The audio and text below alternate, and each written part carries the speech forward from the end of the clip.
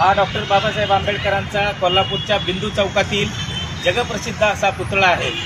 हा पुतळाचं वैशिष्ट्य असं आहे की डॉक्टर बाबासाहेब आंबेडकर हयात असताना त्यांच्या हयातीमध्ये भाई माधवराव बागल यांच्या पुढाकाराने हा पुतळा या ठिकाणी उभा केलेला आहे।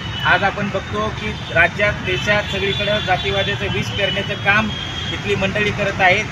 प्रत्येक जातीला वेगवेगळ्या जातीच्या विरोधात उभं करत आहेत, परंतु अशा सगळ्यांना अशा सगळ्या जातीवाद्यांना सणसणीत उत्तर म्हणजे डॉक्टर बाबासाहेब आंबेडकरांचा हा पुतळा आहे। आपण म्हणतो की कोल्हापूर म्हणजे शाहू महाराजांची नगरी, पुरोगामी विचारांचा बालेकिल्ला आहे।